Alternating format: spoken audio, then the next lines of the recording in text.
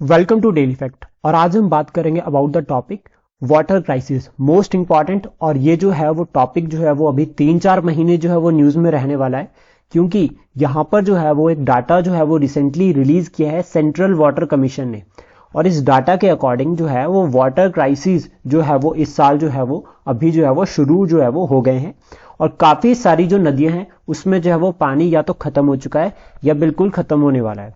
तो इसके रिगार्डिंग जो है वो क्या क्या मेजर्स हमें लेने चाहिए, प्लस साथ में क्या क्या चैलेंजेस है और एक बेस्ट कंक्लूजन क्या रहेगा, वो हम आज पूरा कवर करेंगे। इस वीडियो में जो है वो हमारा टारगेट रहेगा कि इन सभी एस्पेक्ट्स पर जो है वो फोकस करें और साथ में यहां से क्या क्या जो है वो वे फॉरवर्ड हो सकते हैं उन्हें जो है वो, ताकि जो है वो हमारे एग्जाम में हमें जो है वो हेल्प मिल सके उन्हें लिखने के लिए, pre as well as mains. तो शुरुआत करते हैं टॉपिक के साथ। तो सबसे पहले अकॉर्डिंग टू द रिपोर्ट जो डाटा रिलीज किया है उसके अकॉर्डिंग कि जो ईस्ट फ्लोइंग रिवर्स है बिटवीन महानदी एंड पेन्नार, यानी कि महानदी और पेन्नार, इन दोनों के बीच में जो ईस्ट फ्लोइंग रिवर्स है, और इसमें भी 3 स्टेट्स आ रही हैं, आंध्र प्रदेश, तेलंगाना और उड़ीसा। इसमें जो ईस्ट साइड में फ्लोइंग रिवर्स है यहां पर जो है वो नो वाटर मूवमेंट जो है वो शुरू हो गई है। यानी कि इस रीजन में इन जो नदियां हैं, ये जो छोटी छोटी नदियां हैं, इसमें जो है वो पानी नहीं मिल रहा है।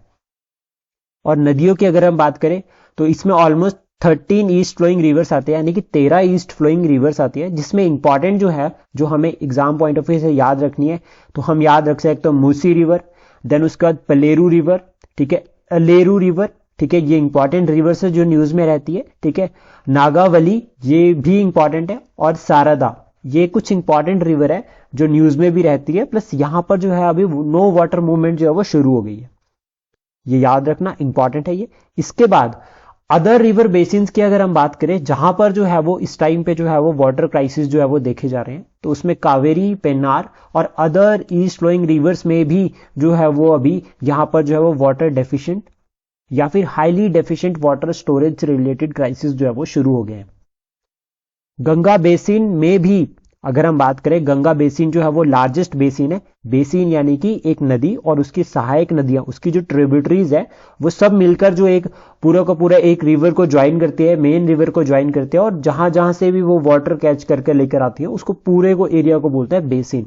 यानी कि Ganga basin largest basin in the country, उसमें भी जो है वो इस साल जो है वो वाटर जो है वो कम, जो है वाटर स्टोरेज जो है वो कम देखी गई है, lower than the corresponding previous year. यानी कि जो प्रीवियस जो पीरियड था, सेम प्रीवियस ईयर में जो पीरियड था सेम एज इट इज आज के टाइम में अगर हम बात करें तो उसके अकॉर्डिंग जो है वो यहां पर जो है वो कम पानी जो है वो गंगा बेसिन में है।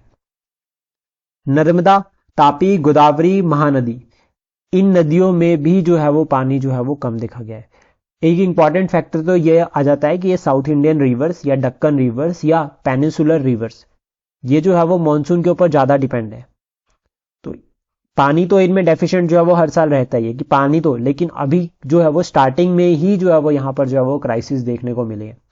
और इसे हम नेशनल क्राइसिस भी कह सकते हैं कि नेशनल क्राइसिस में भी ये कवर होता है, जिसमें जो है वो ऑलमोस्ट अगर हम बात करें रिजर्वॉयर्स की फॉर्म में, तो भारत के पास जो है वो अभी अराउंड में 150 मेजर रिजर्वॉयर्स हैं, जिसमें जो है वो only 36% of their total capacity in live storage, जिनके पास जो है 36% की लाइव स्टोरेज है, और उसमें से भी with at least 6% reservoirs accordingly no water storage. तो ये इंपॉर्टेंट है, ये फैक्ट याद रखना। और उसके बाद यहां पर आप डिस्ट्रिक्ट वाइज या विलेज वाइज भी यहां से जो है वो डाटा जो है वो कलेक्ट कर सकते हैं। लाइक फॉर एग्जांपल की 2,86,000 villages in 11 states located on the Ganga basin जो है वो एक्सपीरियंस कर रही है decline in water availability. That means ये डाटा जो है वो मेंस में लिख सकते हैं। वाटर क्राइसिस के रिगार्डिंग अगर कोई क्वेश्चन बनता है तो वहां पर जो है वो हम ये कंटेंट जो है वो ऐड कर सकते हैं, तो इसलिए आप इसको नोट डाउन कर सकते हैं। प्लस साथ में इसकी पीडीएफ जो है वो आपको हमारे टेलीग्राम चैनल पर मिल जाएगी, ऑलरेडी वहां पर अपलोड कर दी है, तो आप वहां से डाउनलोड कर सकते हैं। और जो है वो आप अगर ये इनिशिएटिव आपको अच्छा लगता है तो आप शेयर भी कर सकते हो। इसके बाद अगर हम बात करें आगे कि ये जो ड्राइंग हो रही है, जो वाटर जो क्राइसिस आ रहे हैं, जो वाटर शॉर्टेज है, इसके रीजंस क्या है, specially in case of east flowing rivers. तो सबसे पहला तो है deforestation and soil erosion. Direct जो है वो यहां से क्वेश्चन आंसर फॉर्मेट में मैंने सारे पॉइंट्स फ्रेम किए। दूसरा जो यहां से रीजन आता है क्लाइमेट चेंज, क्लाइमेट चेंज से क्या हो रहा है, वेदर पैटर्न्स में जो है वो चेंज आ रहा है। जैसा फॉर एग्जांपल जो है वो रेनफॉल पैटर्न जो है वो शिफ्ट हो गए हैं। इसका जो रिसेंट एग्जांपल है वो वेस्टर्न डिस्टर्बेंसेस में है। जो नॉर्थ इंडिया में वेस्टर्न डिस्टर्बेंसेस जो है वो विंटर में विटनेस करते हैं, एक तो वो लेट थी तो वो शिफ्ट हुआ है। मॉनसून पैटर्न्स में भी हम देख रहे हैं कि यहाँ से शिफ्ट हो रहे हैं, और क्लाइमेट चेंज की वजह से यहाँ पर जो है वो बहुत सारी जो रिवर्स है वो कहीं ना कहीं डिग्रेड हो रही है। ठीक है, वहां पर जो है वो पानी जो है वो उनका नेचुरल फ्लो में जो है वो कम होता जा रहा है। तो ये कई कुछ एक फैक्टर्स है जो रिस्पॉन्सिबल है under the climate change. Then उसके बाद construction of dam, construction of dam, ठीक है, डाउन अगर हम बात करें downstream flow of river जो है वो इफेक्ट करते हैं। इससे क्या होता है कि उनका जो water flow, natural water flow है जो रिवर का, एक तो वो कम हो जाता है, दूसरा यहां से जो है वो नेचुरल फ्लो इफेक्ट भी होता है। तो इससे इकोसिस्टम के ऊपर जो है वो बहुत इफेक्ट पड़ता है। साथ में water pollution from the industries, agriculture and domestic waste, point source और non point source. Point source जो डायरेक्ट हो गए, नॉन पॉइंट सोर्स हो गए जो इनडायरेक्ट सोर्सेज है जिसकी वजह से वाटर पोल्यूशन हो रहा है। तो ये भी एक फैक्टर यहां पर जो है वो कंट्रीब्यूट करता है। देन उसके बाद सैंड माइनिंग, मोस्ट इंपॉर्टेंट, जो इलीगल सैंड माइनिंग, पहले बात करते हैं लीगल और इलीगल, लेकिन सैंड माइनिंग में भी जो इलीगल हो रही है, सैंड माइनिंग जो इलीगल हो रही है, जिसमें ये क्या कर रहे हैं कि जो नेचुरल रिवर बेड है उसको जो है वो डिसरप्ट कर रहे हैं, जिसकी वजह से एक तो रिवर फ्लो पर इफेक्ट पड़ रहा है, दूसरा यहां से सॉइल इरोजन भी बहुत ज्यादा हो रहा है, और यहां से जो है वो रिवर्स जो है वो ड्राई हो रही है।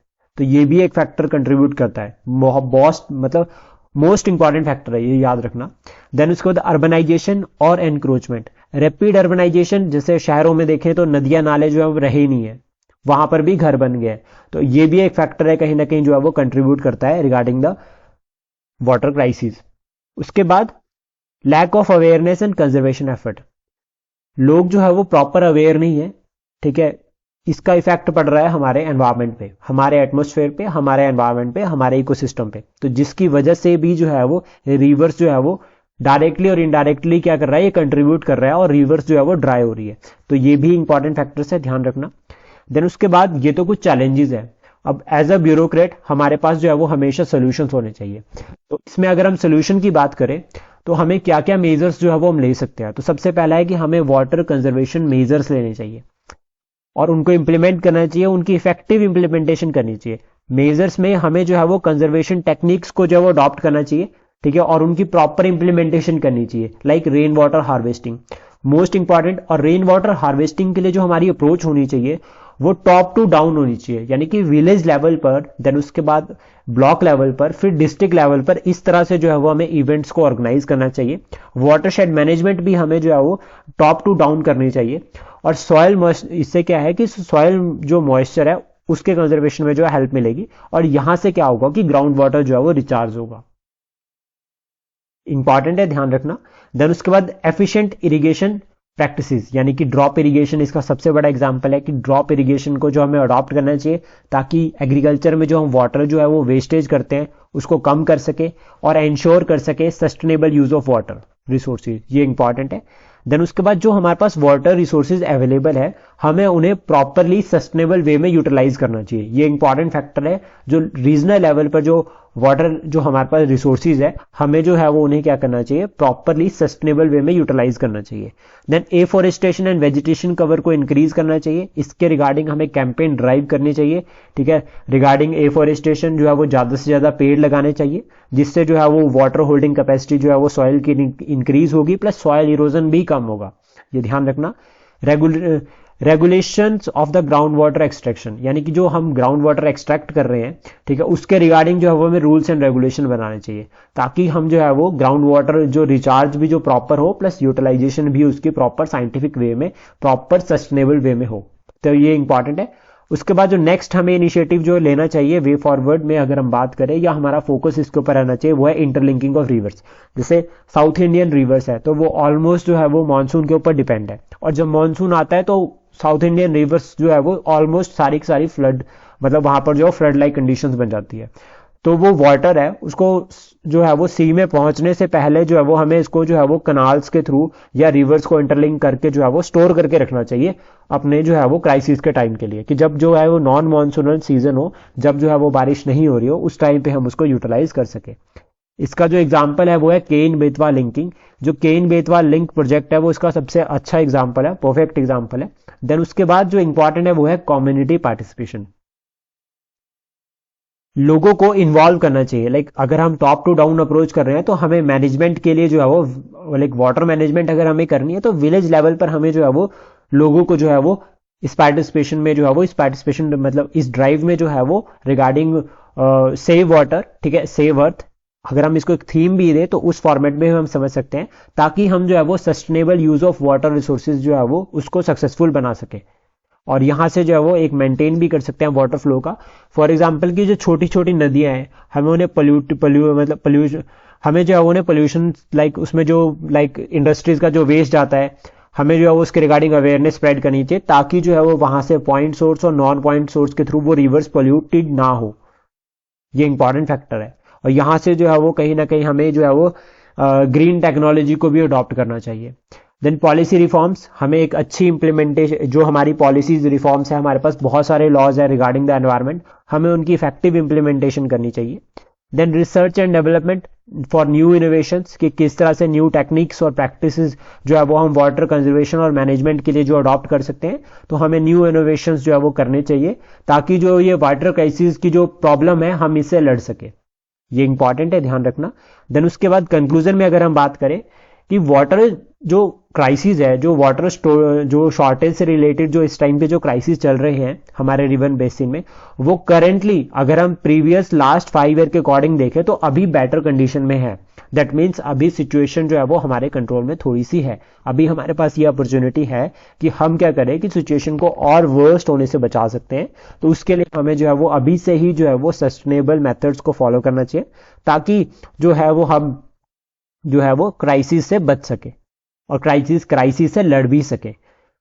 नेक्स्ट हम इसके बाद बात करते हैं रिगार्डिंग द रिवर्स, कुछ एक इंपॉर्टेंट रिवर्स जो न्यूज में भी रहती हैं, प्लस साथ में एक रिवर मैप भी देख लेते हैं कि इंडिया की इंपॉर्टेंट रिवर्स कौन सी है और कौन कौन से रिवर बेसिन है जो इंपॉर्टेंट हो जाते हैं। तो सबसे पहले हिमालयन रिवर्स में अगर हम बात करें तो Indus river system, Ganga river system और देन ब्रह्मपुत्र रिवर सिस्टम। ये पेरिनियल रिवर्स है और एंटीसीडेंट्स है। दैट मीन्स ये रिवर्स जो है वो हिमालयाज के ओरिजिन से पहले ही थी। देन उसके बाद पेनिसुलर रिवर्स की अगर हम बात करें तो ये पूरा का पूरा जो है वो यहाँ पर जो है वो जाल बन जाता है, जिसमें नर्मदा, गोदावरी, महानदी, कृष्णा, कावेरी जो ये इंपॉर्टेंट रिवर्स है। यहां पर क्वेश्चन बनता है east flowing, west flowing rivers के साथ और ईस्ट फ्लोइंग रिवर्स। तो ये इंपॉर्टेंट है, कौन सी ईस्ट में फ्लो कर रही है, कौन सी वेस्ट में फ्लो कर रही है, कौन सी रिफ्ट वैली बना रही है, इस तरह से जो है वो क्वेश्चन एग्जाम में आते हैं। तो ये ध्यान रखिएगा, बहुत इंपॉर्टेंट हो जाता है। और नर्मदा जो रिवर है वो अमरकंटक से निकलती है और ये जो है वो क्या करती है, एक तरह से जो है वो नॉर्थ और साउथ के बीच में जो है वो बाउंड्री बनाती है। इसके बाद गोदावरी की अगर हम बात करें तो गोदावरी त्र्यंबकेश्वर से निकलती है। कावेरी की अगर हम बात करें तो कावेरी जो है वो कृष्णा महाबलेश्वर से निकलती है और कावेरी जो है वो ब्रह्मगिरी हिल से निकलती है। इंपॉर्टेंट है, ये याद रखना। देन उसके बाद हम बात करते हैं सेंट्रल वाटर कमीशन के बारे में। सेंट्रल वाटर कमीशन जो है वो अपेक्स जो है वो टेक्निकल ऑर्गेनाइजेशन है, ठीक है, in the country for the development of water resources, ठीक है, and it is organised by the या it is attached to the ministry of water resources. Important है, जो ये कमीशन है ये रिस्पॉन्सिबल है regarding the sustainable use of water resources and management of water resources. In short, जिसमें irrigation से related, flood management से रिलेटेड, पावर जनरेशन से रिलेटेड या नेविगेशन, ये सभी जो है वो इसमें कवर होते हैं। और प्रॉपर जो है वो यूटिलाइजेशन ऑफ वाटर रिसोर्सेज जो है वो मेन टारगेट जो इस कमीशन का रहता है। देन हम एक और इंपॉर्टेंट टॉपिक के बारे में बात करेंगे, ये हमारा लास्ट टॉपिक रहेगा, जिसमें जो है वो ये मेंस में भी यहां से जो है वो क्वेश्चंस लिखने के लिए आ जाते हैं। इसमें जो है वो हम बात करेंगे वेस्ट और ईस्ट के जो रिवर, जो ईस्ट फ्लोइंग रिवर्स है और वेस्ट फ्लोइंग रिवर्स है, उनके बीच में डिफरेंस। प्रीलिम्स के लिए बहुत इंपॉर्टेंट है, ईस्ट फ्लोइंग रिवर्स और वेस्ट फ्लोइंग रिवर्स कौन कौन सी है। मेंस के लिए इनके बीच में डिफरेंस इंपॉर्टेंट हो जाता है।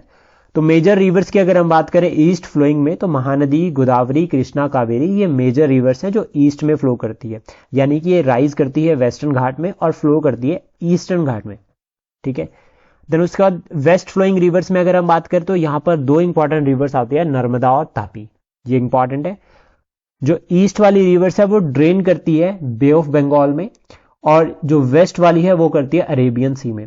ईस्ट वाली रिवर्स जो है वो कैरी करती है sediments more as compare to west, और जो ईस्ट फ्लोइंग रिवर्स है वो डेल्टाज बनाती है on the mouth eight their mouth, ठीक है। उसके बाद यहाँ पर जो ईस्ट फ्लोइंग रिवर है वो एस्चुरीज बनाती है, ये याद रखना। और जो ईस्ट फ्लोइंग रिवर्स है उनकी ट्रिब्यूटरीज और उनका जो रिवर बेसिन है वो ज्यादा होता है as compare to the west flowing rivers. So this is about the water crisis and information about the rivers. अगर आपको ये अच्छा लगा हो तो please support, share and subscribe daily fact. Thank you for today.